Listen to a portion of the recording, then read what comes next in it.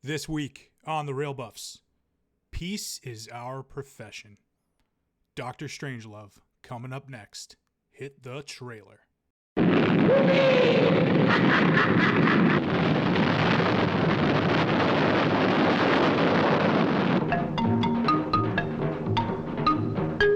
Attack! Russia.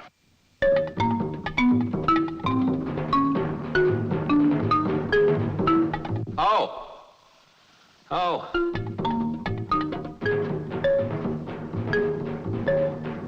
Base. 10 females to each male.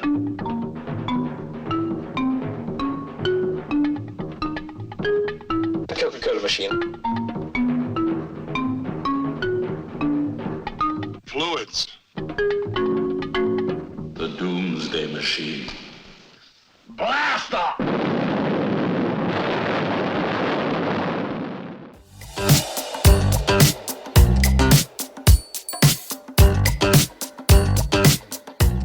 Welcome to The Real Buffs podcast. I'm your host, Charlie. And I'm Matt. And this week we are looking at the classic 1964 film from Stanley Kubrick, Dr. Strangelove, or How I Learned to Stop Worrying and Love the Bomb. So why we did this movie is that this is actually celebrating its 60th anniversary. It came out at the end of January in 1964. And with Valentine's Day, we thought, why don't we stop worrying and just learn to love the bomb? Also, just with what's going on in the world recently, too, as of the time we were recording this, tension's pretty high with Russia right now and, nuclear capabilities in space being talked about. And we're also about to hit the 2-year anniversary of Russia invading Ukraine. So just looking at this movie, some things, the more things change, the more they stay the same 60 years later. That's right. Time is a big flat circle. That it is. And you know what, Matt? The Earth is flat, too. I don't know if you knew that. It is. Yeah, It sure is. I've been told that on TikTok, so I guess I got to believe that. Kyrie Irving told me it once, so he's never wrong. Sports athletes know everything. He's a genius. Smartest guy in the room right there, Kyrie Irving. Obviously. So yeah, that's why we wanted to do this movie. Thought it'd be fun. It's actually the oldest movie we've done so far, so we'll see if that holds up.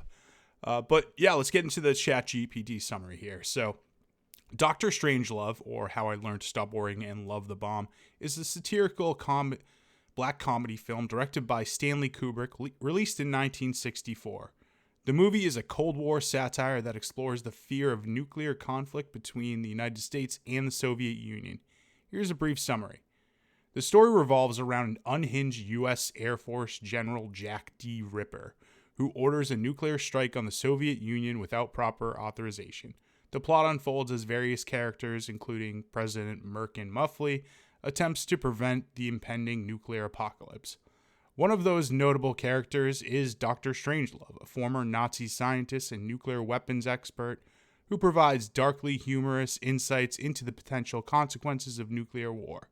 The film also features multiple roles played by Peter Sellers, including the president, a British officer, and Dr. Strangelove himself. As the situation escalates, the film combines satire, absurdity, dark humor, to comment on the absurdity of the Cold War era and the potential catastrophic consequences of human folly. The title character, Dr. Strangelove, becomes a symbol of the dangers posed by scientific and political hubris. The film is praised for its sharp wit, memorable characters, its commentary on the nuclear arms race, and it is considered a classic in the satirical genre and is often cited as one of the greatest films ever made. I think Matt might have some issues with the fact that saying right there, that it's one of the greatest films ever made. Sharp wit, memorable characters. Christ, I couldn't tell you anything I remember from this movie. It was the longest hour and a half of my entire life. I will say this. The pacing of it is one of the things that I have what's aged the worst, because it does. I think that's why I didn't like it, honestly. It's like the pacing was just so awful, and it didn't let me ever really actually get into the movie. I understand that. It does. It feels like a long hour and a half, mainly because we're staying in one room. There's not a lot of quick shots or anything like that. And this is where I start to attribute that to a little bit. I think, just going to throw this out there, Matt's most hated movies on here have been some of the older movies that we've been doing. So we've got a little bit of an ageist on our hands here in Matt, guys. Pretty much. Well, I mean, I get that, though, too, because the older movies, they tend to be a little bit slower.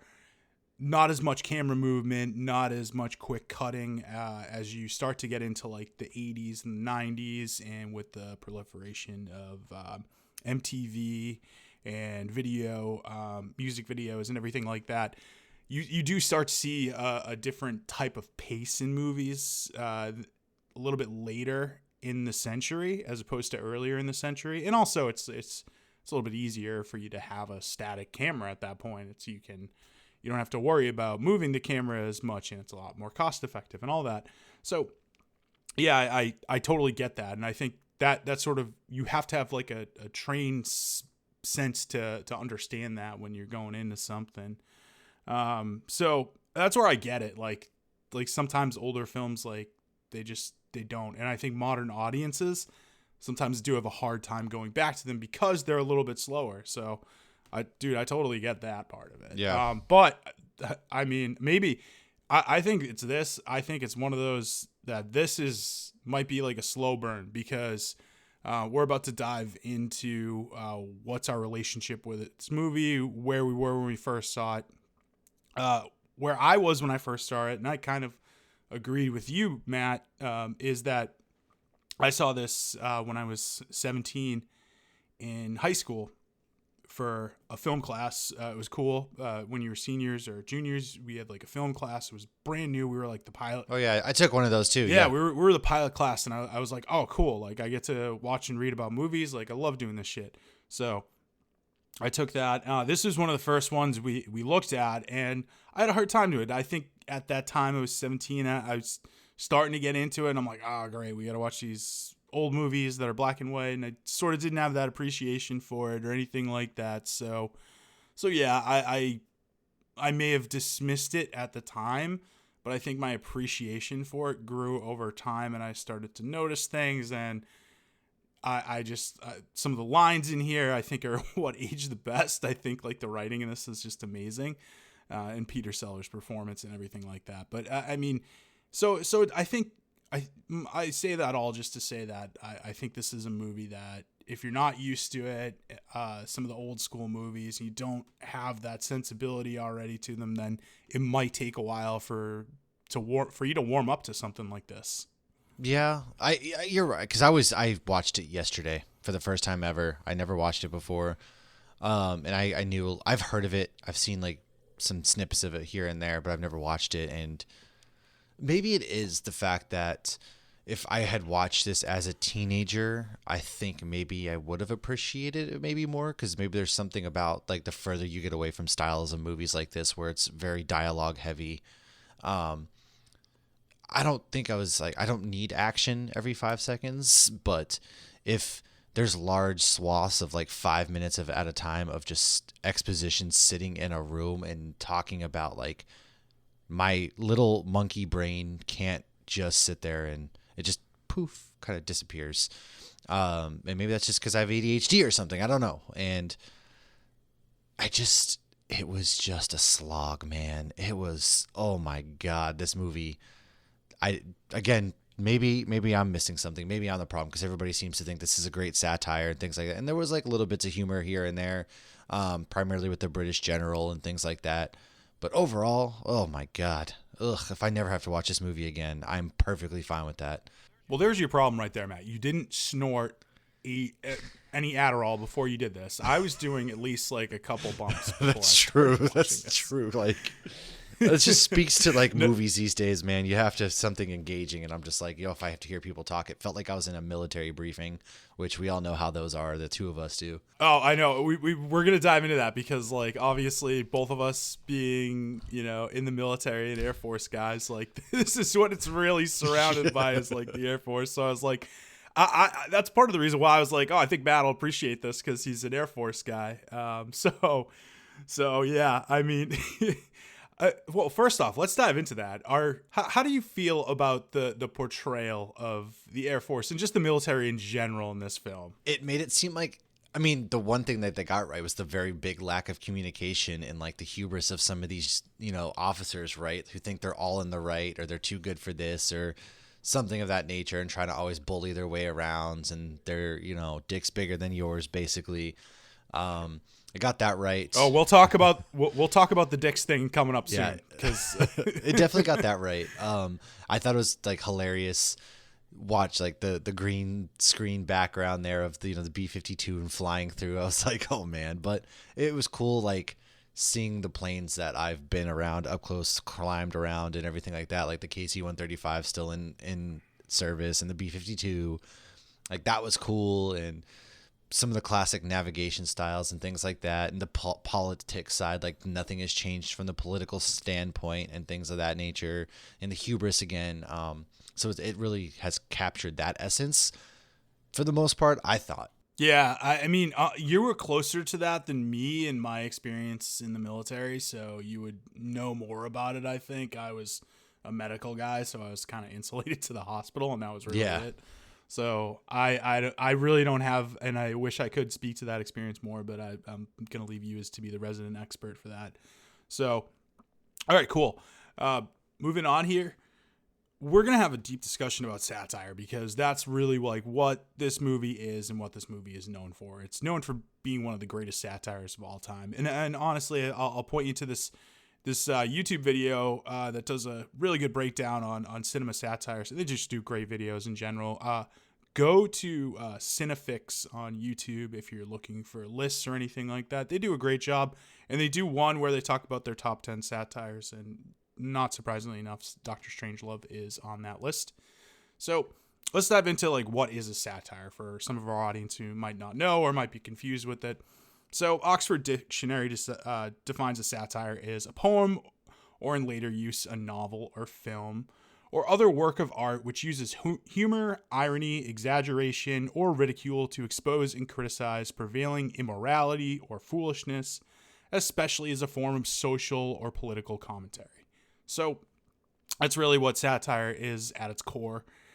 And when we look at some of the greatest satires of all time, like there are some of the best movies of all time and some of my favorites. And, I've compiled this list here, man. Obviously, this does not include every satire in American cinema history or just cinema history in general, but there's a long list of amazing satires over the course of the last 100 years that we've been making movies. And certainly I think they even go back to some of the silent era movies, not just when talking became a big thing in films, but yeah, I mean, look at this list that I've compiled here. Like, you've got some of the big ones. You've got The Network in 1976. This is Spinal Tap. Dawn of the Dead, the 1978 version. Heathers, which we recently, we were talking about on our Mean Girls podcast. A lot of foreign films that are on there too. La Dolce Vita, Fight Club, The Truman Show, Borat, RoboCop, Starship Troopers, They Live, The Lobster, Get Out, The Graduate, Nashville, Boogie Nights, Galaxy Quest, great one, The King of Comedy, The Player. I mean, some of these are just like some of the best movies in cinema history. So, Matt, let's dive into it. We're going over this list right here. I figured this would be a good enough list for you to maybe figure out like what you're going to put on your Mount Rushmore for satires, but you got what's your top 4 if we're looking at this list? Or if you have something that's off the list too, like go for it. Now, to be fair, I have seen The Graduate, and I thought that was a pretty good movie. There you go. That's a 60s movie. And it's and a 60s movie, see? Yeah, I think maybe that speaks to the point of the style, because that movie is very much influenced by the French New Wave, and that's where they're doing a lot of different things with the camera and everything like that. So the pacing is completely different. So. It is, yeah. I have seen that movie, man. Number 1, I'm definitely gonna put The Truman Show on there. Just number 1, it's Jim Carrey, right? And he kind of shows a different style within his acting, but it's very well paced. It's very smart in the way that it's written and the riffs that they go off on that. So I really like that one. Man, it's really hard to choose four.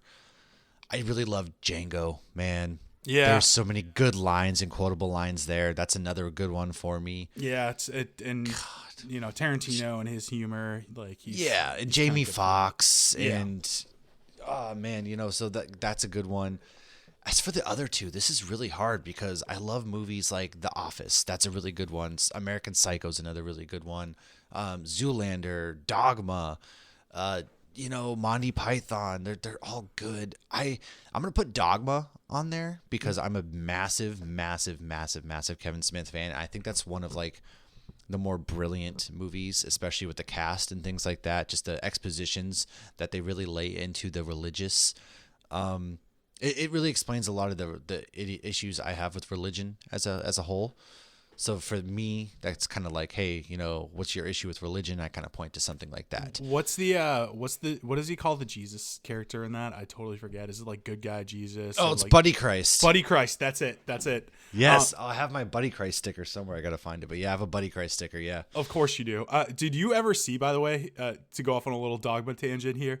Did you see that while people were protesting this film, that Kevin Smith was out there protesting it too. Kevin Smith was the one interviewed by the news too. It was just like, yes, oh, that was great. I was like, that set it to like a new level for me as far as like the satire dude, goes. it epitomizes the entire satire aspect because Kevin Smith himself is out there protesting it, and that just shows like the hypocrisy of everybody. And that, to me, that's like adds to the whole entire just aesthetic of the whole thing, man. It's so perfect. It's because he's criticized. I mean, that's a satirization of society, and then here he is. He's just representing it too. I love it.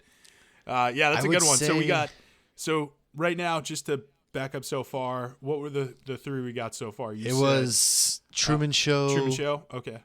Django, and then Dogma, and then I'm going to give. Before I get to my last one, I'm going to give this one here a notable like mention because I thought Borat, what it did for comedy and just the way that everybody to this day even still quotes Borat to the extreme.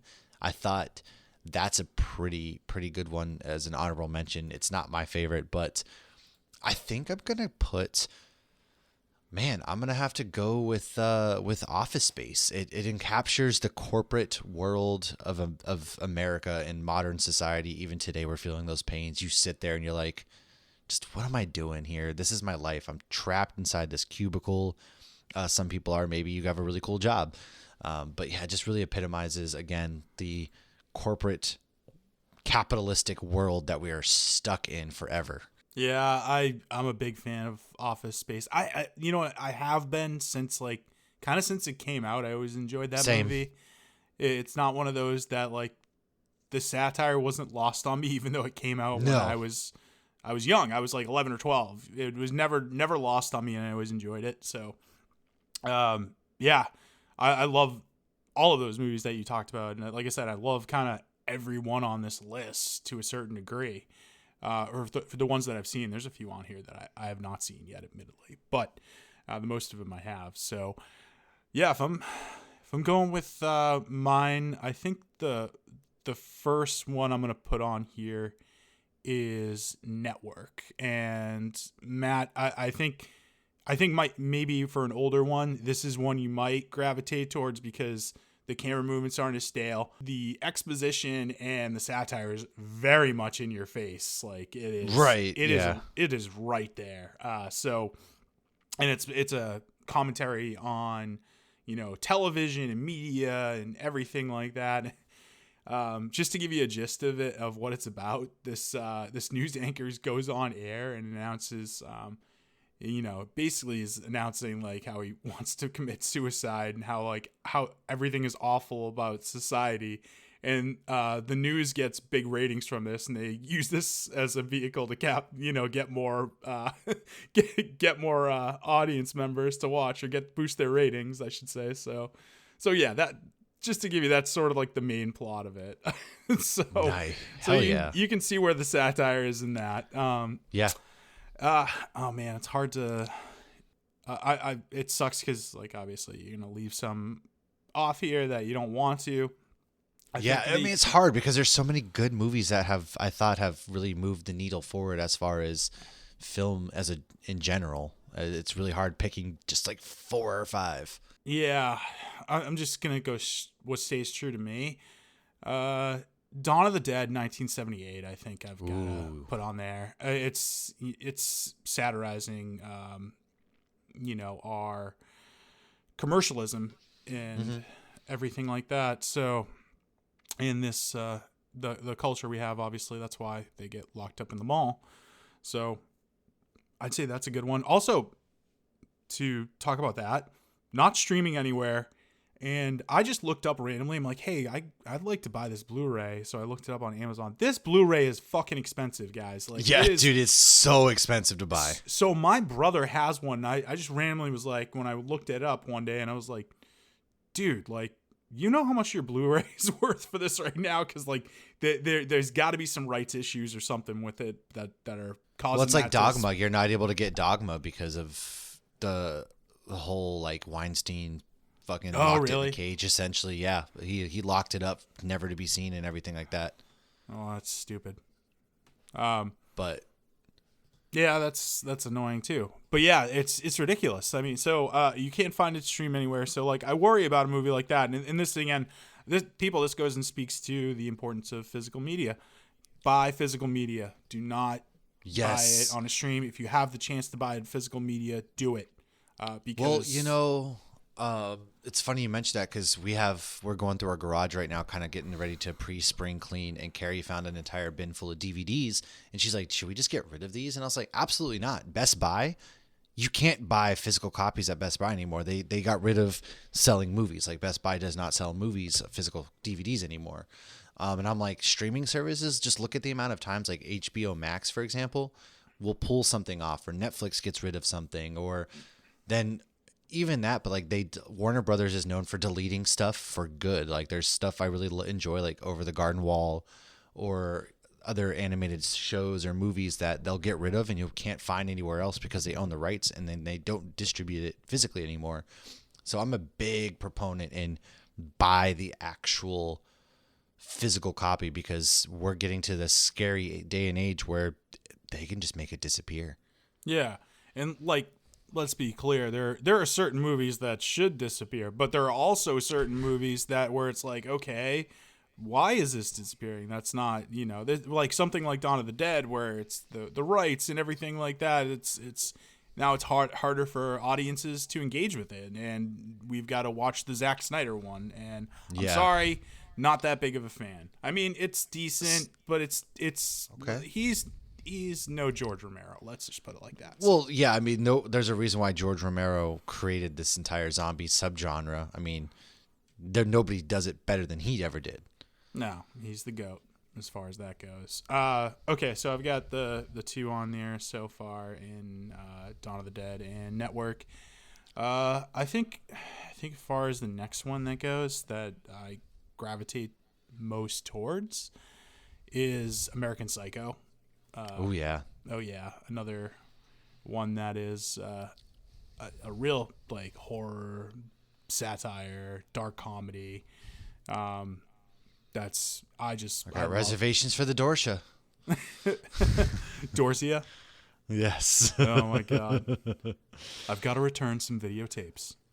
I actually think that was a movie you and I used to watch at like your house a good portion. I know we watched it a few times together. Oh, definitely, dude. That's that's a must for me. Yeah. And, this is one of those that's kind of interpreted. People are like, want to be like Patrick Bateman, and I'm like, you guys are kind of missing the point when you look exactly. at that. Like, you're not really getting it right now. Like, they're making fun of this. Exactly. Like, yeah. It's like those people who think of themselves like the Joker. It's like, oof, you're missing so many points right now. Yeah.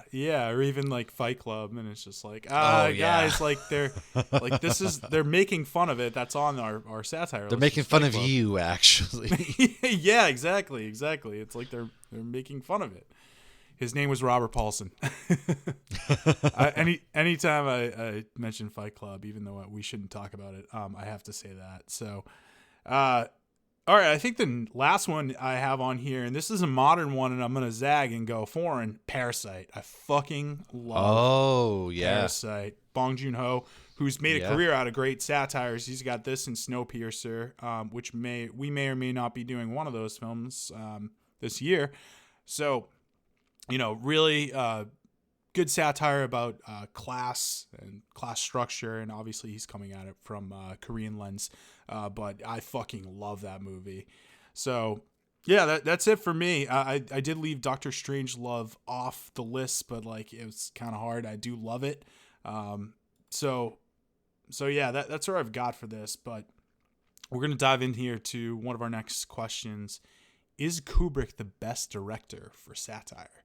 Because he's got quite the fucking list, and I think the majority of his films are actually satires. I mean, he doesn't have a long filmography. Obviously, he died once he was 99 or 2000. So, taken from us a little too young. He definitely had more in the tank in him. But he made some of the greatest films ever. And obviously that includes, Doctor Strangelove. But we've got some good candidates as well. He's not the only one who does satire well, but let's look at his case for this. So his first satire we look at is Lolita. Then he follows that up with Doctor Strangelove, A Clockwork Orange, Full Metal Jacket, and Eyes Wide Shut. So nothing to sneeze at there. Well, that's a pretty fucking stacked list as far as satires go. 100%. I do think he's the best at it, just because that was his niche almost. You've seen some of these other directors, they dabble in it, then they kind of go away from it. They do maybe one or two. The only other one that I would really think deserves to be right up there is, the Coen brothers. I think they're really, really good when they're on their mark. The Big Lebowski, for example, in Burn After Reading's another really good one. John Malkovich and Brad Pitt. I think that's deserves all of the credit in the world. And then, I guess, Matt Stone, Trey Parker, you can talk. I don't really consider them they're not movie-wise. Yeah. South Park. Their main. That's their it's the longest running TV show. Yeah, and that's of course is the number one satirical show ever created in the history of the universe. But I don't put them up on the filmography level, I guess. Right, and their movies though. They are great satires as far as the South Park bigger, longer, uncut. Matt Damon. Yeah, and then Team America: World Police. They're amazing satires. So. No, I hear you, man. The Coen brothers their use of humor, I think, is in line with that what we think about when we look at satire. But I will also say that you're leaving a couple out here, and I'll go through the entire list. But Paul Verhoeven, I think, is a fucking master of satire. RoboCop, obviously, probably his best one, and then. The big elephant in the room for him is Starship Troopers, which people took literally, even though he is literally taking shots from Triumph of the Will, a Nazi film. He's literally doing a shot-for-shot remake in certain scenes, and people missed it. They fucking missed it, and it's dude, it's a satire. The whole movie is supposed to be military propaganda movie, and people fucking missed it, and it was genius. He's just way ahead of its time. And I'm gonna throw this is a hot take on here, even though it's not a great film. I think Showgirls is sneaky one of those. Oh yeah, I think it is too. Yeah, because it's satirizing the show business aspect, or the entertainment aspect, adult industry, yeah. Of Vegas and everything like that, and so yeah, I think people miss that a little bit as well. I just think the execution probably could have been better, but it's still there. So, but then we'll look at some of the other if you look at some of the best candidates for this, these are some of the best directors too. So Spike Lee does great when he does he does comedy. I mean, he has like some dark comedy to him, but when you look at even, Do the Right Thing, I think even though it's like a serious film, there's some dark comedic moments in that. But Chirac, that's probably one of his best satires. But Bamboozled, it's fucked up, but it's really it's a good movie. Bamboozled's awesome. Adam McKay, who's sort of come on lately with The Big Short, Vice, and Don't Look Up, definitely satirizing our society. Obviously, taking like a comedic look at, in The Big Short, the 2008 financial crisis, and Vice looking at the presidency or vice presidency, Freudian slip right there, of Dick Cheney. And Don't Look Up as sort of like, it's like an allegory for climate change, essentially. So, and then the other ones, I threw out some old school and foreign directors. I think when we look at sheer volume of who can compete with Kubrick, there's only one other guy, and that's Charlie Chaplin. Good, yeah. Yeah, The Gold Rush, Great Dictator, Modern Times, Monsieur Verdot. Those are all satires, and there's probably a few more that I missed with his. But then we've got some like foreign French film directors like Jean-Luc Godard, who does Contempt and Weekend, which are some of the great films of the French New Wave, and Federico Fellini, who does Orchestra Rehearsal and La Dolce Vita, which are widely renowned as great satires as well. But I think from sheer volume standpoint, it's not just volume but quality. It's really hard to compete with Kubrick. He was sort of just made for this style. And yeah, honestly, I agree. It's just like, it's one of those things where like certain people are just made to do something, right? Like the Russo brothers are made, I think, for Marvel. I like their Marvel stuff more than anything they have done.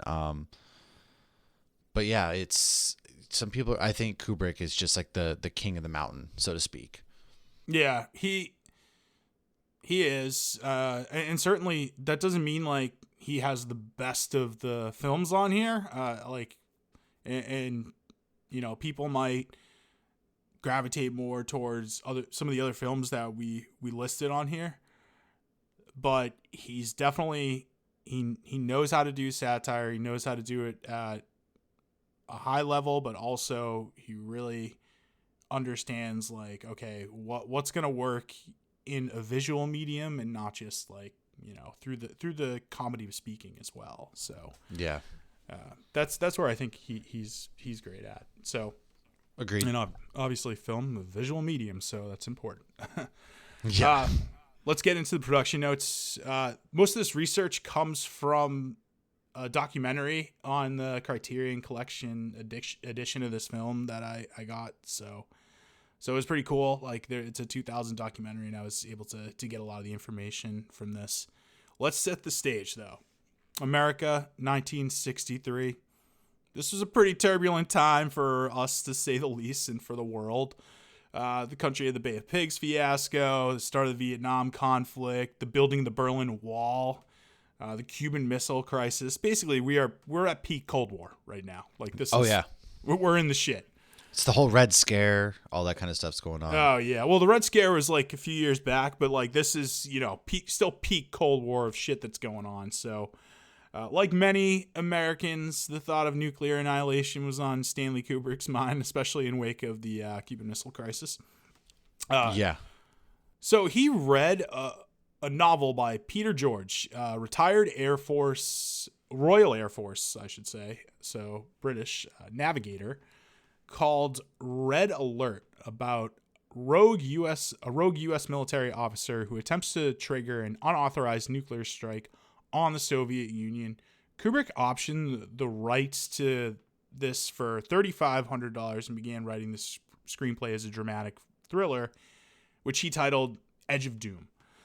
So the Red Alert book was more in line with being like a straightforward, like this is what happens, drama thriller sort of thing. As Kubrick had completed the script, the United States discovered Russian nuclear missiles in Cuba. Public anxiety was so intense, so this is the Cuban Missile Crisis. And Kubrick realized that the only way to tell this story was a satirical comedy. He reimagined the story in comic form, he explained. So this is sort of like how his approach to satire came about. So he explained, confront a man in his office with a nuclear alarm, you have a documentary. If the news reaches him in his living room, you have a drama. If it catches him in the lavatory, the result is a comedy. And I'm like, it's a good, at its core, it's a good breakdown of like how to think about that. For sure. An early draft of this film had extraterrestrials observing the aftermath of this, and that was called The Delicate Balance of Terror. Kubrick eventually decided that it did need to be a little bit more grounded in reality. So Kubrick and George, the writer of Red Alert, had begun rewriting the script as a comedy, and they decided to reach out to Terry Southern. He's a Texas writer known for writing deadpan humor. Terry's book Candy had an absurd look on modern sexuality, which is important to this film. Kubrick soon spoke with Terry and let him know that his novel, The Magic Christian, contained certain indications of the approach he was aiming for. So that was sort of his pitch to Terry there. Kubrick also told Terry to come up with the most outrageous thing a character can say and still be credible. So as you can imagine, this led to Terry writing some of the most iconic lines in the film. Terry also came up with the title Dr. Strangelove, while Kubrick came up with that subtitle, or How I Learned to Stop Worrying and Love the Bomb. So I thought that was pretty cool that they kind of collaborated on that.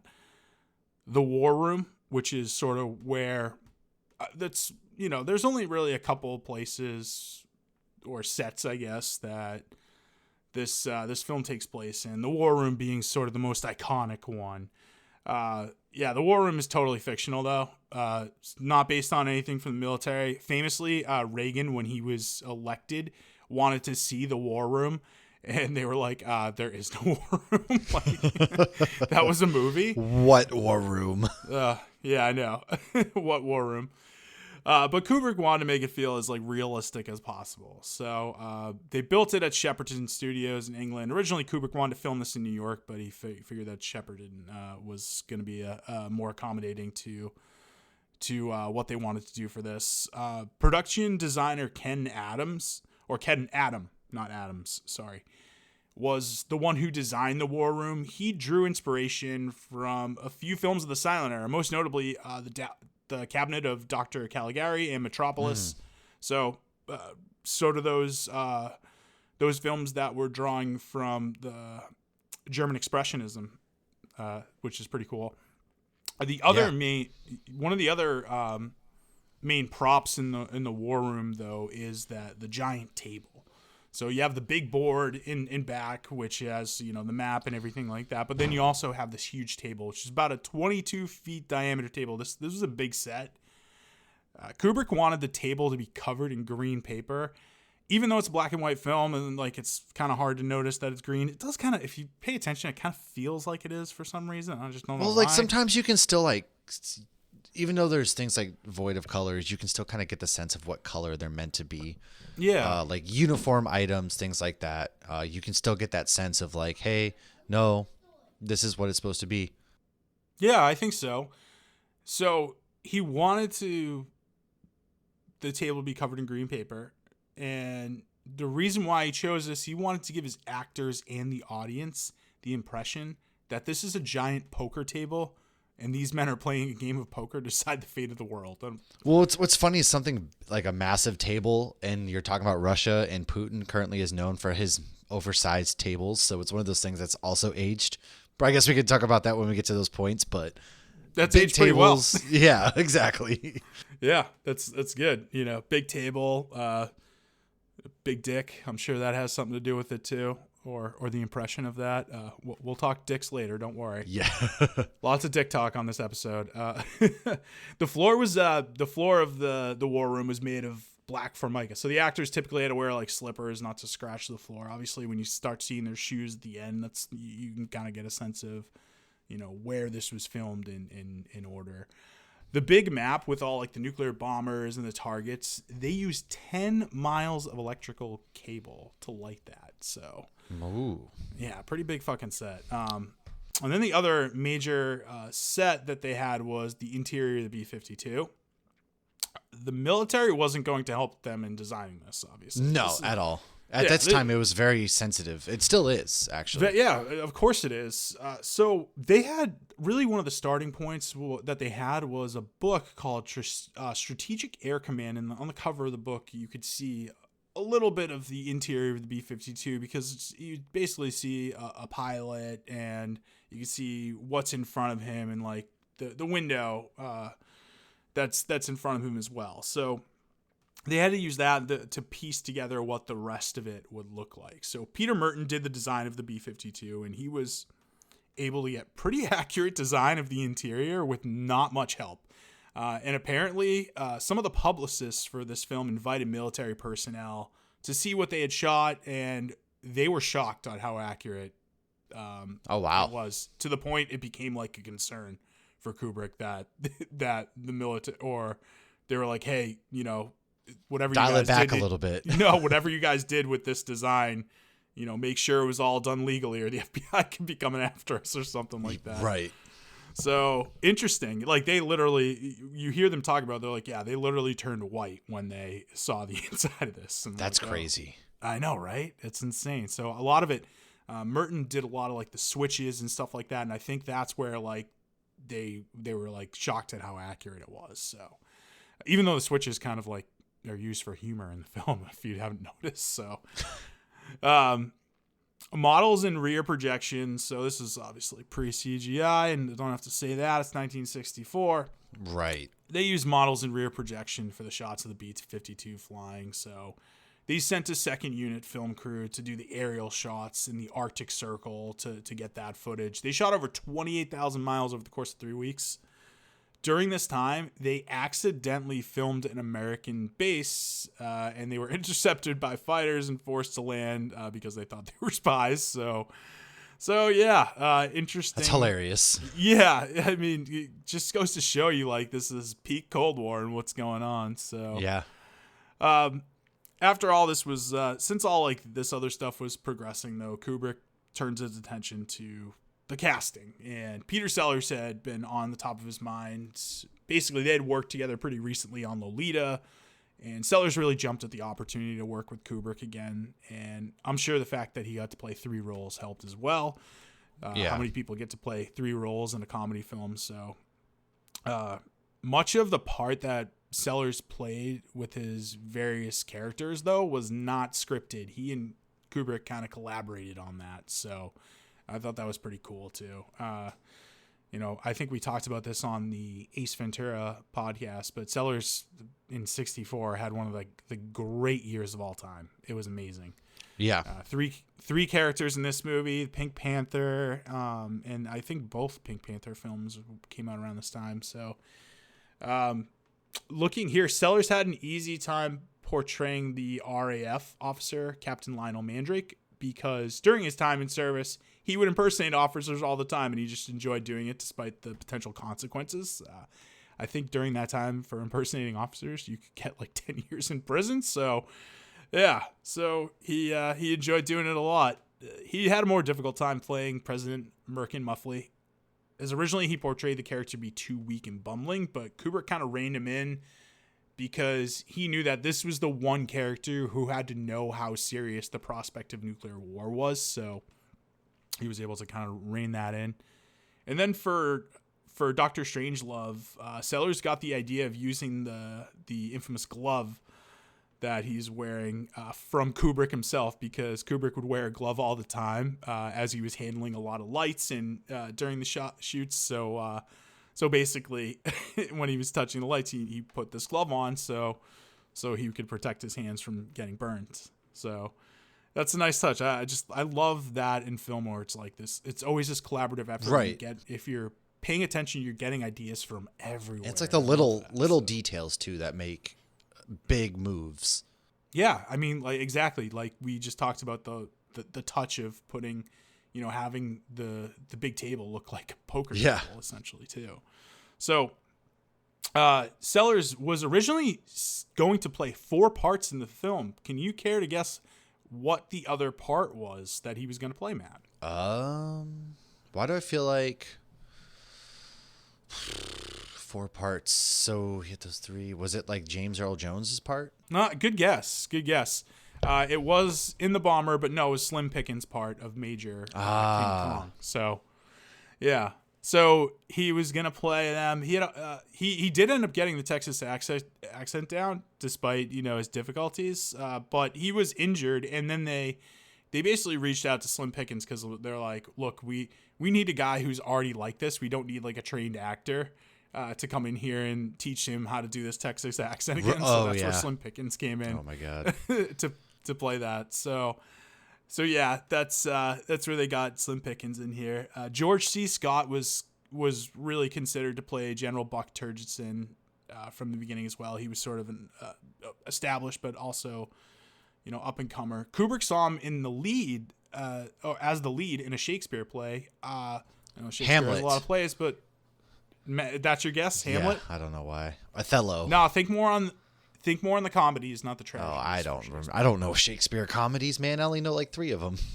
Come on, dude. That's all right. It's The Merchant of Venice, and that's where he also found James Earl Jones, who was also in the play as well. So, that's cool. This is early James Earl Jones. Yeah, he was young, man. He was suave looking. I know he was. He was good looking. He still is. He is. So I found this to be interesting for George C. Scott, though. Scott was known to be tough since like he was a Marine and a drinker, and could potentially be difficult to work with. So Kubrick knew he needed to earn his respect. So Scott fancied himself to be a good chess player. So Kubrick brought a chessboard to set every day, and Scott would spend all of his time trying to win, and Kubrick would come in and just destroy him in a few quick moves because Kubrick is a fucking chess master. So that was essentially how he would just he would earn his respect is that he could never beat him. And so yeah, and especially it's like he fancied himself a good chess player too. So yeah, I thought that was pretty cool. And Kubrick's he's like an obsessive chess player. So I always kind of like that touch about him. Interesting. Yeah, the character of General Buck Turgidson was loosely based off General Curtis LeMay, who had like fanatical anti-communist views. So I didn't dig too much about Curtis LeMay, but take that at face value. For General Jack D. Ripper, Matt, by the way, were you just not getting the comedy in these names too, or dude, what? Obviously Jack D. Ripper. Come on, man. We all know what that one is. But also we had Colonel Bat Guano too. Like that was the other one, like Colonel Batshit. Colonel King Kong, or I mean Major King Kong too. Yeah, like of course, like the names are hilarious. Yeah, the names are fucking great. But Kubrick convinced Sterling Hayden to come out of retirement to make this film for him, and Sterling Hayden had worked with him before on The Killing, one of Kubrick's films before this. So glad he convinced him to come out of this, because not only would Sterling Hayden come out to do this film, which is a classic, but he would come out almost 10 years later to do, well, Matt, I will let you guess. It's one of the greatest films of all time. One of the greatest films of all time. 1972. Jaws?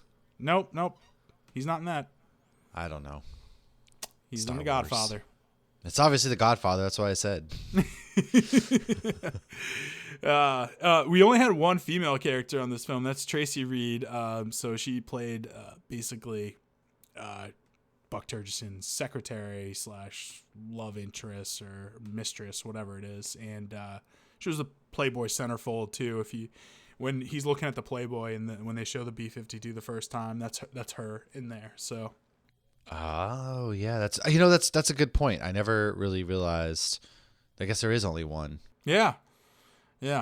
One female to 20 males. That's the closest I'm gonna get to a Dr. Strangelove impression right there. I mean, okay. There was actually another film that with a similar plot and themes that was due to come out around the same time as Dr. Strangelove, and Kubrick was concerned because this is it was treating the film a little bit, or the subject matter, more seriously. So he wanted this to be first, essentially. So Right. because he felt like, oh, if this comes out and they treat it more seriously, and then I come out and do this, like, people aren't going to get it. So basically, and they had a great cast and crew. Sidney Lumet was the director of this, and it's called Failsafe, and they had Henry Fonda and Walter Matthau. So Kubrick and Columbia actually sued the source novel of this film, Failsafe, because this film was plagiarized from the source novel was basically plagiarized Red Alert.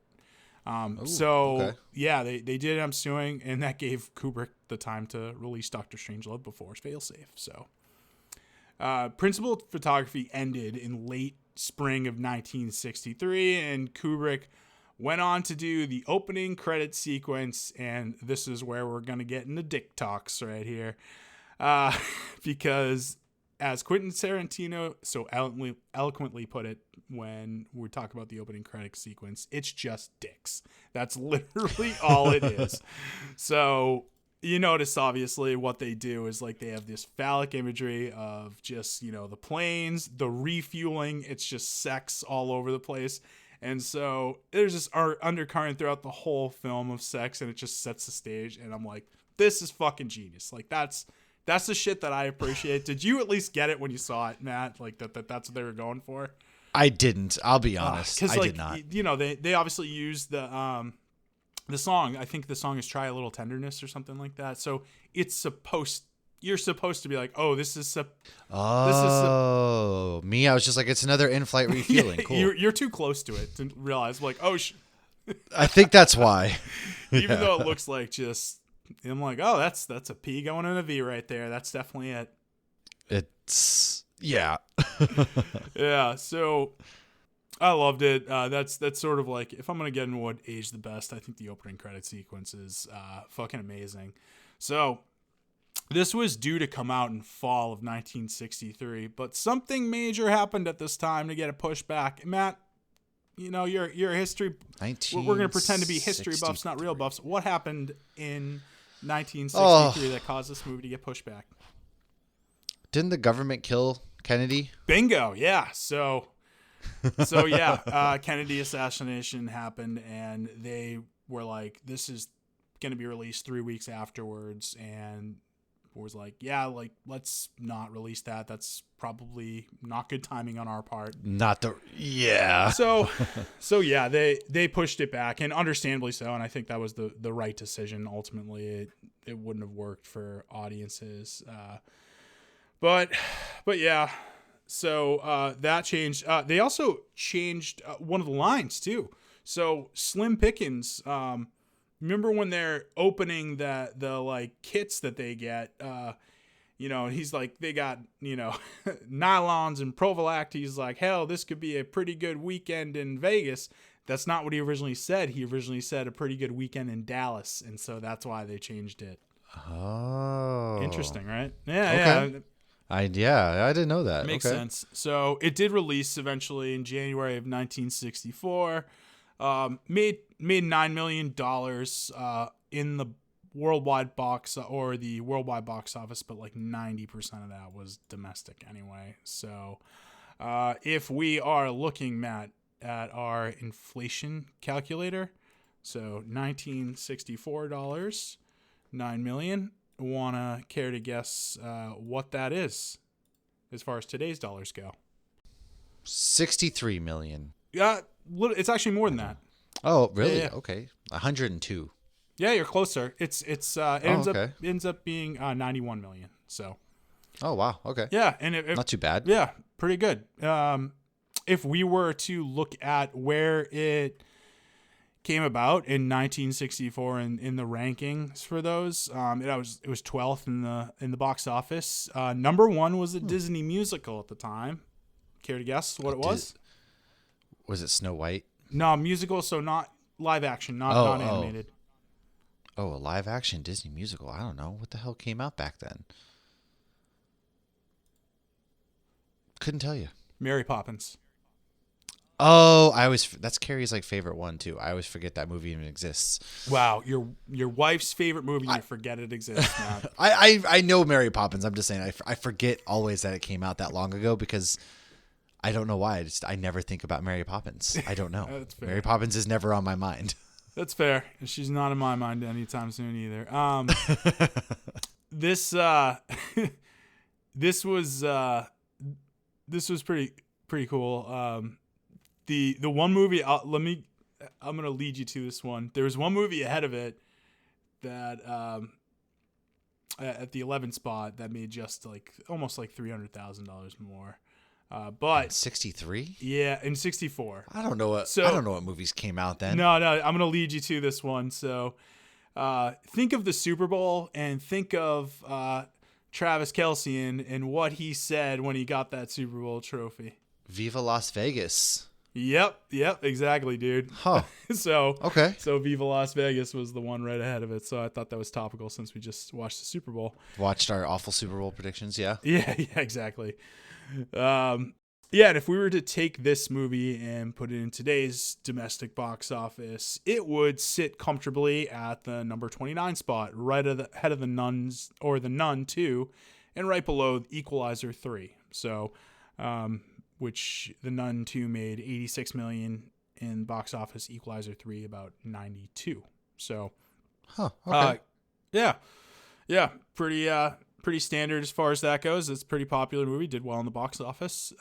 For critical reception, Metacritic gives it a 97, which is the highest we've seen so far in the movies we've done. So yes, Matt, you are alone on an island of your take on this movie. Apparently so. 98% on Rotten Tomatoes.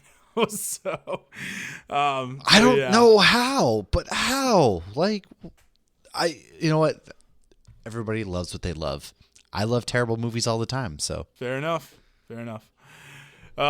Looking at one of the positive reviews here, Bosley Crowther of the New York Times, basically, this is what he said. He said, Stanley Kubrick's new film, so this was done in 1964, Dr. Strangelove, or How I Learned to Stop Worrying and Love the Bomb, is beyond any question the most shattering sick joke I've ever come across.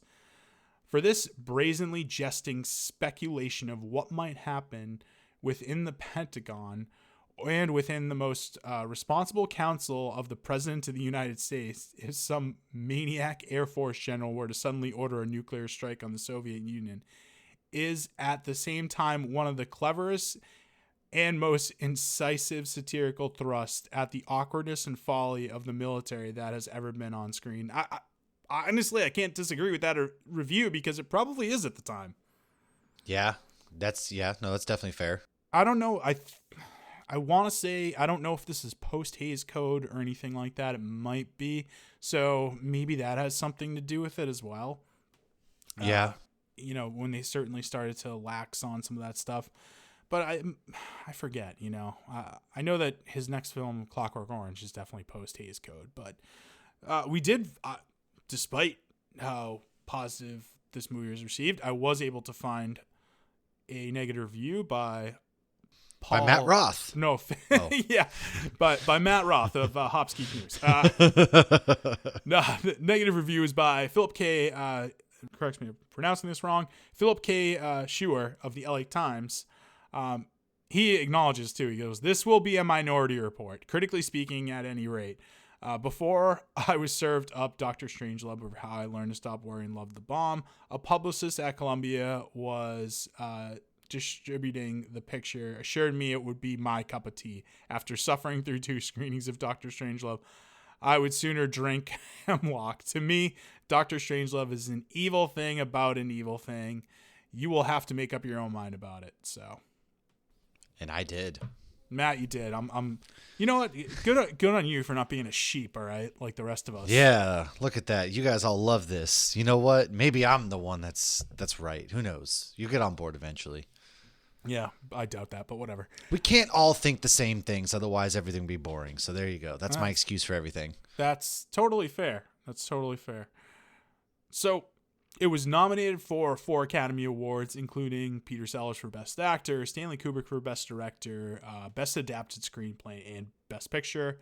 It lost all. In 1989, the United States Library of Congress included Dr. Strangelove as one of the first 25 films selected for preservation in the National Film Registry for being culturally, historically, or aesthetically significant. So, suck on that, Matt. All right. Well. All All right. Let's get into the categories and awards. Best scene. I've got a few here, and I know Matt probably doesn't have any. So I have like one decent scene that I was just like, all right, I can get behind this. The opening credits, we talked about. The ending credits, actually. No, I'm just kidding. Yeah, the ending credits. The ending credits are pretty good too. I mean, I don't know, the bombs going off and everything. We don't have many musical moments, but that's another good one. So. Opening credits I fucking love because, we're talking about the phallic imagery. It's just dicks, as Tarantino said. I do. I love it. I think it's genius and sets the stage for what's to be expected in this. The next one I have is the B-52 getting the Plan R. It leaves some good comedic moments. Major Kong, I know you think this is crazy, but I just got a message from base over the CRM 114. And he called his wing attack Plan R. Alpha Romeo. Goldie, did you say wing attack Plan R? Yes, sir, I have. Goldie, how many times have I told you guys that I don't want no horsing around on the airplane? I'm not horsing around, sir. That's how it goes. Well, I've been to one World Fair, a picnic, and a rodeo, and that's the stupidest thing I ever heard come over a set of earphones. I fucking love it. So, Mandrake, when he confronts Ripper. Oh, yeah. I can no longer sit back and allow communist infiltration, communist indoctrination, communist subversion, and the international communist conspiracy to sap and impurify all of our precious bodily fluids. Next I have is the War Room intro. We're still trying to figure out the meaning of that last phrase, sir. There's nothing to figure out, General Turgidson. This man is obviously a psychotic. Well, I'd like to hold off judgment on a thing like that, sir, until all the facts are in. General Turgidson, when you instituted the human reliability tests, you assured me there was no possibility of such a thing ever occurring. Well, I don't think it's quite fair to condemn a whole program because of a single slip-up, sir. I think George C. Scott, how he is he's overacting the shit out of that, but I think it's perfect. Yeah. It's perfect for what what they're trying to accomplish with the character. Next one I have is Russian ambassador when he visits. That's where we get the one of the great lines. Gentlemen, you can't fight in here. This is a war room. So, so I love that one. I like when President Muffley gets on the phone with Dmitri and tells him what's going on. To me, it's like that's one of the best exchanges. Well, we had a mix-up. It's like, what the fuck? It's the way he's breaking it to him. And then Mandrake and Guano at the Coke machine is fucking hysterical. Oh, yeah. Where he's like, can you, I need some change. I'm 20 cents short. And he's just a colonel. Can you use your gun to shoot open that Coke machine to get change or whatever? And then he gets sprayed in the face. Yeah. Oh, it's good. Well, then it's just his line too. And I'm going to keep saying the lines because these are usually the lines kind of coincide with some of these scenes. Then the fourth plane not shot down. So that's when Muffley's back on with Dmitri and telling him about that. And then the last good scene I have is Dr. Strangelove's plan at the end where he's just going full Nazi on us too. Yes. Mein Führer, I can walk. I'll say like the best scene that that's one scene that I thought was pretty decent was when he's on top of the bomb and it drops out and he's riding the bomb down to the ground. Like, okay, that was comical. Also, speaking of dicks, what do you think? Why do you think it's shot with the bomb between his legs like that? Oh yeah, it's his big dick. He's got the cowboy hat on and everything like that. Yeah, I mean, come on. Exactly. All right, most quotable lines. Some of these, are more exchanges than lines, and some of them are a little bit long lines. So, we'll play the clip for a lot of these. But I always like Mandrake's one where like he's finding out about this is the shortest one on here, but when he's finding out from Ripper that like this is not a drill and it's the Russians and we're in a shooting war, and he's just like, oh hell. It looks like we're in a shooting war. Hell. That just cracked me up. Yeah. I mentioned the one before with Major Kong in the World Fair and Picnic line, so that one's hilarious. President Merkin Muffley, though, I will not go down in history as the greatest mass murderer since Adolf Hitler. I will not go down in history as the greatest mass murderer since Adolf Hitler. Perhaps it might be better, Mr. President, if you were more concerned with the American people than with your image in the history books. General Turgidson, I think I've heard quite sufficient from you. Thank you very much. I fucking love that line. This is probably the best line in the film. Gentlemen, you can't fight in here. This is the war room. And then I like this one. This is Randolph and Ambassador D. Sadesky. He's like, try one of these Jamaican cigars. Ambassador, they're pretty good. Thank you. No, I do not support the work of Imperial stooges. Oh, only commie stooges, huh? Try one of these Jamaican cigars, Ambassador. They're pretty good. Thank you, no. I do not support the work of imperialist stooges. Oh, only commie stooges, huh? That was a good one. The president telling Dmitri, the Soviet leader Dmitri, about the threat of them being bombed. Hello, Dmitri. Listen, I can't hear too well. Do you suppose you could turn the music down just a little? Oh, that's much better. Yeah. Yes. Fine, I can hear you now, Dmitri. Clear and plain and coming through fine. I'm coming through fine too, eh? Good. Then, as you say, we're both coming through fine. Good. Well, it's good that you're fine then, and I'm fine. I agree with you. It's great to be fine. Now then, Dmitri, you know how we've always talked about the possibility of something going wrong with the bomb. The bomb, Dmitri. The hydrogen bomb. Well, now, what happened is one of our base commanders, he had a sort of, he went a little funny in the head. Just a little funny. And he went and did a silly thing. Well, I'll tell you what he did. He ordered his planes to attack your country. Let me finish, Dmitri. Let me finish, Dmitri. Well, listen, how do you think I feel about it? Can you imagine how I feel about it, Dmitri? Why do you think I'm calling you? Just to say hello? Of course I like to speak to you. Of course I like to say hello.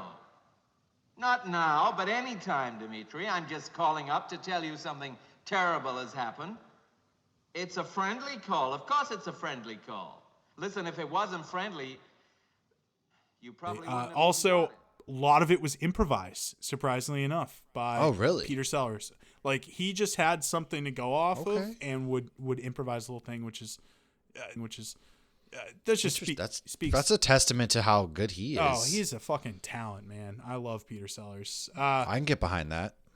General Buck Turgidson, I love this. Gee, I wish we had one of those doomsday machines. Gee, I wish we had one of them doomsday machines, Stainsy.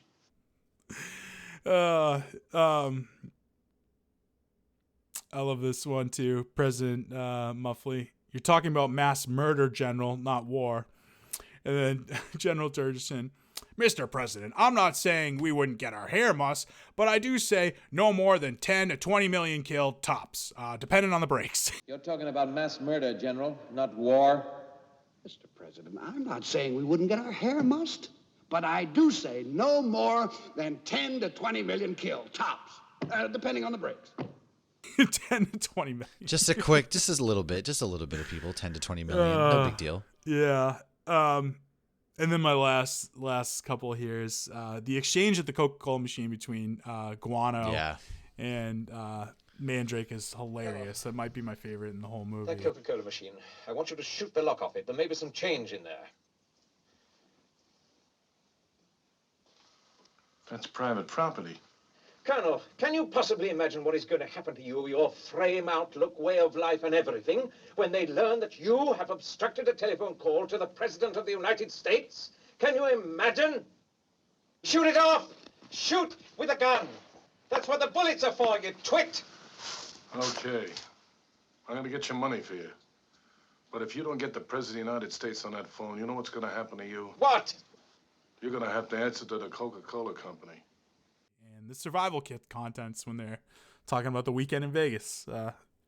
In them you'll find 145 caliber automatic, 2 boxes of ammunition, 4 days concentrated emergency ration, 1 drug issue containing antibiotics, morphine, vitamin pills, pep pills, sleeping pills, tranquilizer pills, 1 miniature combination Russian phrase book and Bible, $100 in rubles, $100 in gold, 9 packs of chewing gum, 1 issue of prophylactics, 3 lipsticks, 3 pair of nylon stockings.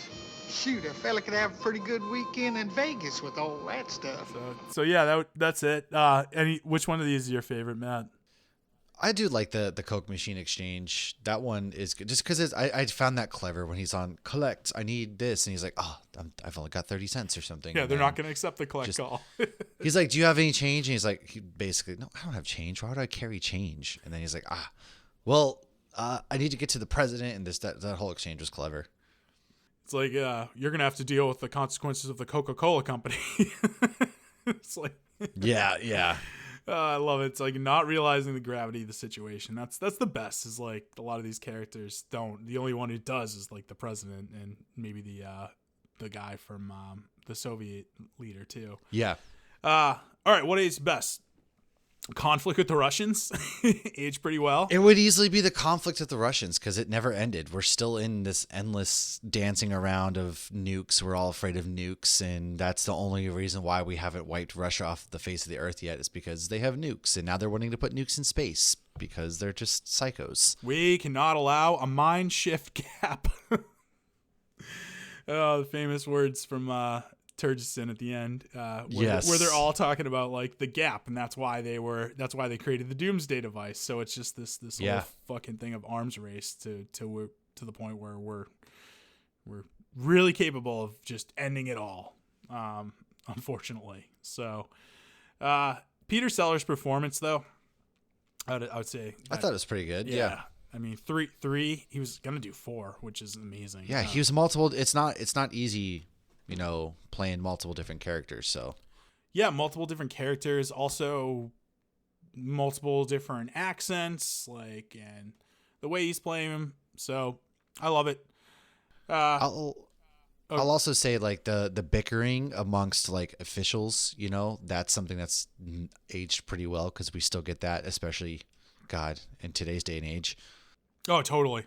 That's a good one, actually. Yeah, bickering amongst the officials and also the powers that be, if you will. Yeah, and also like a dick measuring contest within the military itself. Because remember, like always the airborne is gonna go invade the Air Force base, and Buck Turgison gets his backup because he's the Air Force guy, and yeah, it just becomes a dick measuring contest between the two of them.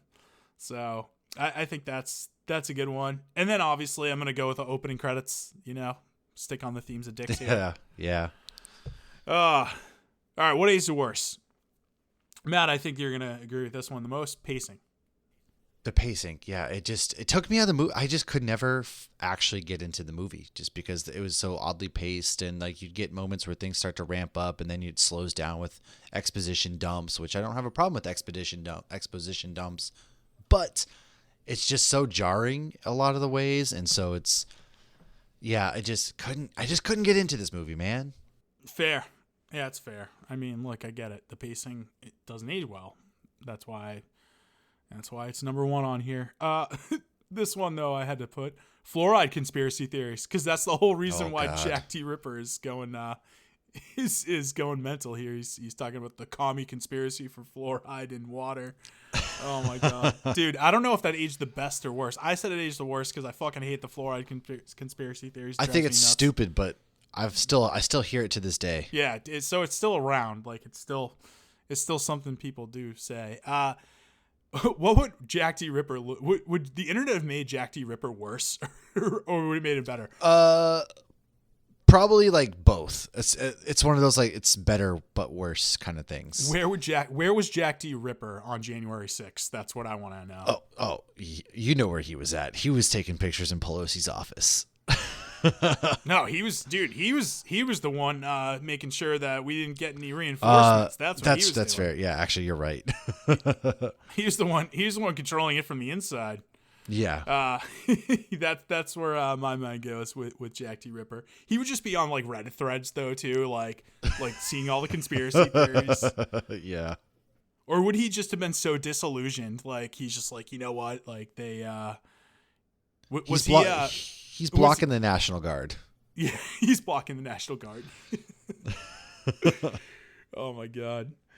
I love it. All right. If you had a Rick and Morty interdimensional cable box, what version of this movie would you like to see? I'm going a little bit off script here, mainly because with interdimensional cable boxes, we can create any universe possible. So what I say to this is that I would love to see a modern day remake of this movie. And you know who I'd love to see directing it? I think one of the best directors for satire in modern day. And that's Jordan Peele. I can get behind that one. I was going to say the area where it just never gets made, but I would be down for a remake to see if maybe my opinions change on it. Well, just because I think the subject matter, it's still very relevant. So, yeah. I mean, do you think I planned on releasing this podcast at the time where we're hearing all this shit about Russia again? No. I wish I had that kind of foresight. I'd be a fucking billionaire by now. No kidding. But I don't. So, I mean, it's just one of those things that it's still very much like at the forefront of I mean, here we are, so, right? Like 60 years later, we're still in the same song and dance with the same countries. Yeah, exactly. Not much has changed. Really, the only change has been they're not the Soviet Union anymore. They are Russia, and that's it. So right. Yeah. So that's why it's like I think it would work as a remake, and I had Jordan Peele directing, but I can't really think of anybody else as far as who would be in it. So maybe we could collaborate on that. Who if we were casting this, Matt, who are we getting in there? Who are we casting for Jack D. Ripper is the number one question. Oh, I bet you John Hamm would play the fuck out of that role. You think so? Dude, without a doubt, John Hamm, he's got that sarcastic humor. He does it really well. If you've actually watched a lot of his stuff, he can play it serious. He can play it very sarcastic, very humorous. He's also got that just generalistic kind of look to him. I would cast him in a heartbeat. Yeah, because whoever plays him has to be able to be like serious, but not too serious. You know what I mean? So, yeah, that's a good one. I like John Hamm in that role. I don't know. My only issue with him is that I don't like. There's the brilliance of Sterling Hayden is you can see the comedy behind his character a little bit. Does that make any sense? Like there's like you can see that he's a little over the top. I just don't know like what that's gonna look like from John Hamm, I guess. So that's my only thing about that. Yeah. Because that would be, that's obviously like the most like important role for that is like you gotta have somebody that's like playing it straight, but also like self-aware almost, like they know what movie they're in. Yeah, almost. So I would that's a good one. And Matthew McConaughey is playing the dude who has the cowboy hat on. He's playing King Kong. Yes. Yeah, I could see that. That would be good. That would actually be pretty good.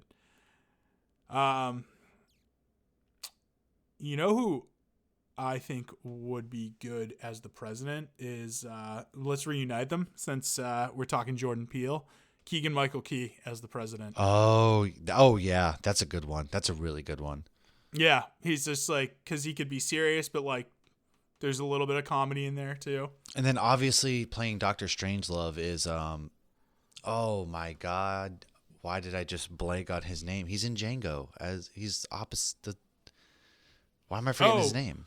Oh, you're talking about Christoph Waltz. Yes. He's obviously Dr. Strangelove. Are you just typing him because he's German? I mean, come on. No, actually, but also he's got that humor about him in his movies. If you've watched in Glorious Bastards, he does that opening. In Django, like he plays that really well. That role is like him. Yeah, I agree. You know what I think he'd be good at though too? I feel like he'd be good as Mandrake as well. Yeah, that's another good one. Yeah, because like there's also. He has this command of authority, but also like he can portray like weakness pretty well too. He's not just a like, oh, I'm so commanding in my strength. I mean, I think that's what he's good at, but like he can portray that as well. So, but I also feel like a British actor should be Mandrake if they do anything like that. Henry Cavill. I actually was gonna say Hugh Grant. I think he'd be good. That works too. All right, cool. Standout performance. I mean, Peter Sellers, man. Yeah, that's the one answer because he plays like 8 different guys and he does so well. He's fucking amazing. I love George C. Scott and Sterling Hayden though. I think they're fucking amazing. Honorable mentions. Yeah, so definitely honorable mentions. Pound for pound, really hard to get a pound for pound out of this because we spend a lot of time with these characters. But I'd say the one we're gonna put on there is Keenan Wynn as Colonel Bat Guano. Yeah, that's fair. James Earl Jones I always will vote for, even though he just goes kind of generic in this. He's good in that. Like there's not much he's got going on. That's all. No, yeah, that's the problem is he doesn't do anything. So obviously it's Keenan Wynn. Yeah, definitely. All right, cool. Music moment. We've only got 3 songs in this whole fucking movie. So my God, they play When the Ants Go Marching Home like on repeat. It's God. Bless America. It's called When Johnny Comes Marching Home, technically. But well, still, it's played every 30 seconds in this movie. Yeah, it's sort of like the motif that's going on with the guys in the plane. I mean, and that makes sense because like those guys, even though they are carrying out something that's horrific, like they really are just like, they're kind of like being portrayed as the heroes of the film, and because like that's what they're meant to do, and like it's everybody else that's kind of fucking up, They're just doing what they're told, sort of thing, Yeah. So yeah, we have that. We have Try a Little Tenderness at the beginning, to really set in how it's all dicks at the beginning and sex. So, and then we got We'll Meet Again at the end. So, which is, I'd say for me, it's the Try a Little Tenderness at the beginning. Yeah. I'm going to go with that just because that's the only that song didn't bother me at all. And then I couldn't tell you what else songs because that when Johnny Comes Marching Home, just, oh God. Yeah, God, it's so annoying. All right. Double feature. I've got 3. I think the first one to do, and I think this would be an interesting juxtaposition, is Oppenheimer. Oh, well, yeah, that makes sense. It's the whole nuclear race. Yeah, and that's like the real beginning of it. So we're talking about World War II, and but also there's in Oppenheimer there's some post-war look at the film as well. Like obviously the big lead up to it is the detonation, but this obviously treats it a lot more seriously than Doctor Strangelove. Oh yeah, but still, there's still like some. It's satirical. It's not satirical. It's not Oppenheimer, but like it also both things are kind of like hammer home important realistic points in their own ways. Yeah. And I think why I like Oppenheimer is because it just is an interesting juxtaposition to have the serious treatment of this and then also like the satirical, farcical treatment of it, because Right. it's so fucking how out of hand the nuclear arms race got. So Yeah. I think that would be a good one. The other one I have on here is the other Stanley Kubrick war film, Full Metal Jacket. Full Metal Jacket. Let's go. I love that. Love that movie. I was starting to watch it the other day, and a lot of people will say that they like the first half of that film and they don't like the second half. A lot of people forget the second half is all about going to war. Like everybody just thinks like the movie is them in basic training, and I cannot tell you how many times I feel like people have said like, "Oh, there's more to that movie." It's a lot more to that movie, and that's where a lot of the satire comes in, is actually the second half of the film. So yeah. And then the last one I had was Failsafe, because I figured, I'm like, oh, this is like the more serious treatment that came out at the time. So let's see what that looks like back to back together. So it's basically the same movie. So I don't know. Did you have any others as far as like what you do a double feature with? Because, well, let's be real. You're not doing a double feature with I'm not doing a double feature. I'm doing a single feature. You're like, I'm just going to watch Oppenheimer and call it a day. Pretty much. All right. Who wins the day? Peter Sellers. Yeah. Honestly. I'm not even gonna make the case for Kubrick. I mean, no, because I think this is a good Kubrick movie, but I don't think it's his best movie. No, I don't think so either. I don't. I think there are better. Most of his better stuff came after this. 2001, Clockwork Orange, Barry Lyndon, Shining. So yeah, I don't think it's his best. I love it, but it's Peter Sellers. I mean, you get to play 3 roles in a film and knock them all out of the park. Like, yeah, I'm sorry. That's what this category was created for, is for you to win. Agreed. All right, let's get to it. The dreaded, well, I'm saying dreaded this time because I don't want to know what your score is on this. So Matt, you're not giving, no, I'm just kidding. It's 2 out of 5. There you go. It's 2 out of 5. There are some elements in there that are good, and I can look at it subjectively, but just because I didn't like it. So I'm going to give it a 2. Okay, 2 out of 5. All right, I'm giving it a 4.5 out of 5. Wow. Yeah, it's, when you think of, even though despite the film's pacing issues, when you think of a satire, this should be one of the first ones that pops in your head. It is visually executed perfectly. I mean, Matt, how many times do you see "Peace is our profession" throughout the whole fucking thing? It's hilarious.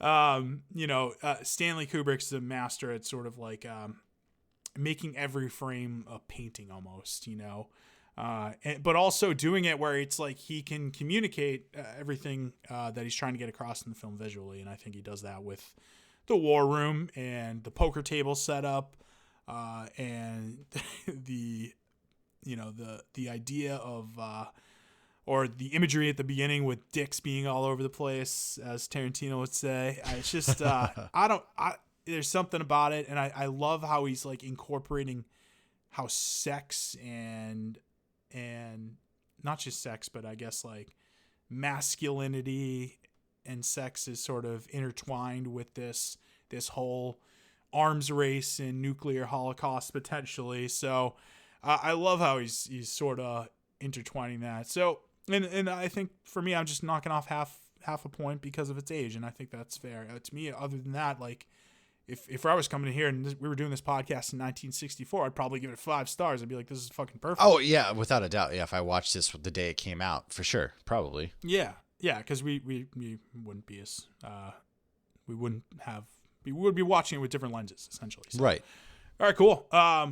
Yeah. So for that score, let's go ahead and do some math. 4.5 plus 2 equals 6.5. Wow, I had to enter that in my calculator. I really am an idiot. I would have done the same. My inability to do basic math.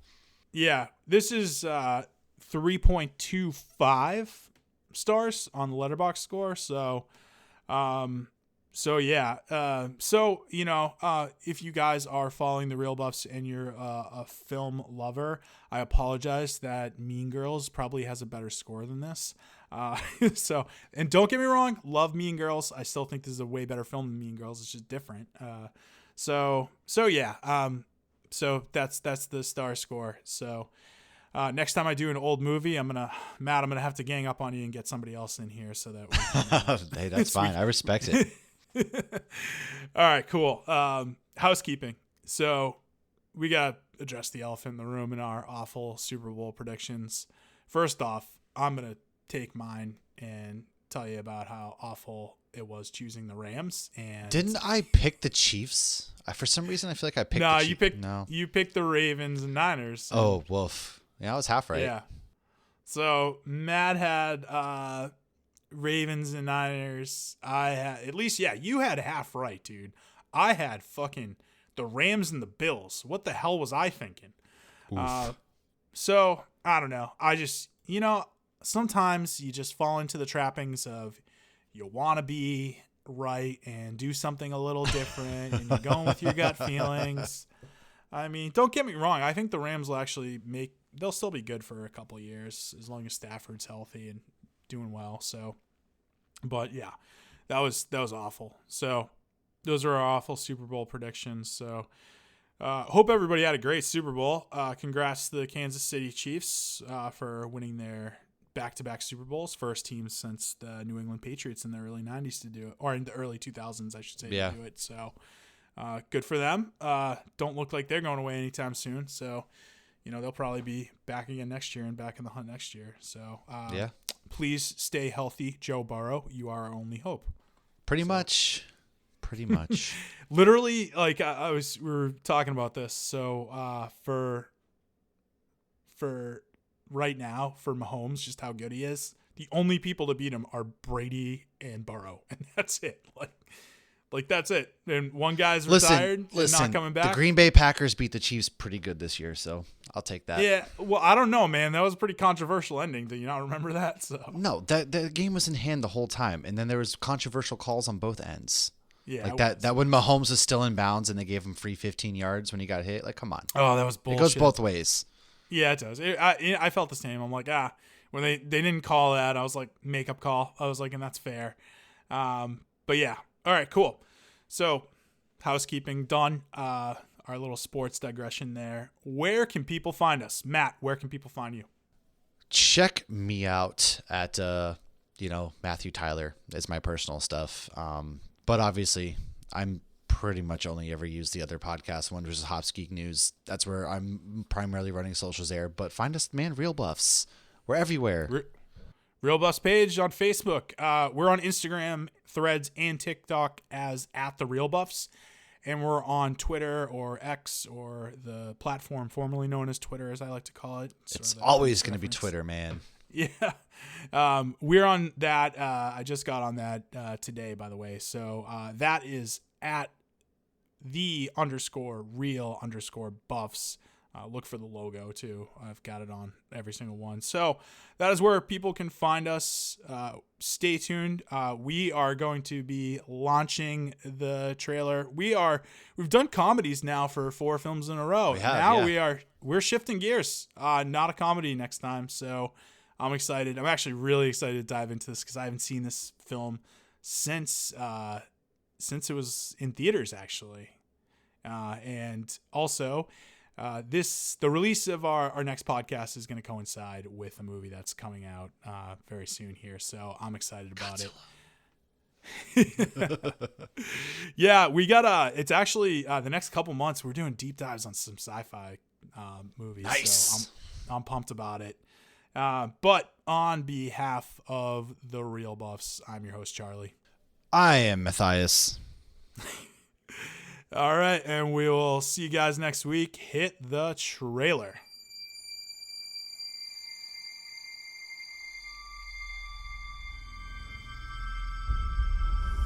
There's something happening to me. There's something awakening in my mind. I can't control it. What did you see? There's a crusade coming.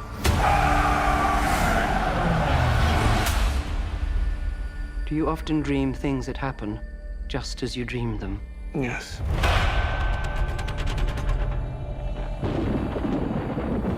The test is simple.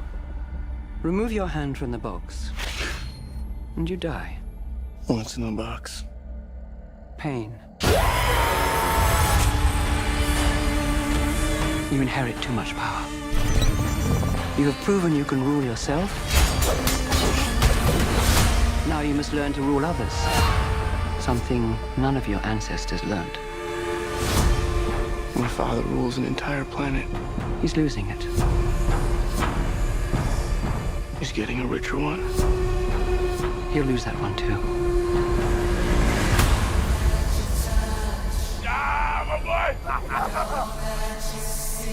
Arrakis is a death trap. Kill them. This is an extermination. They're picking my family off one by one. Let's fight like demons. An animal caught in a trap will gnaw off its own leg to escape. What will you do? I know you.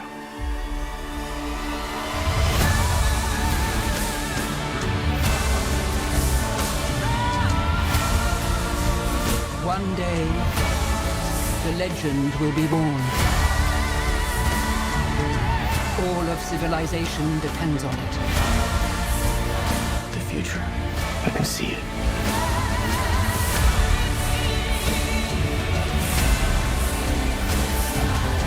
I must not fear.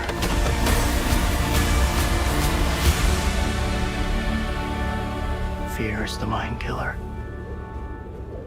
My Lord Duke. Where the fear is gone, only I will remain. Go, go, go!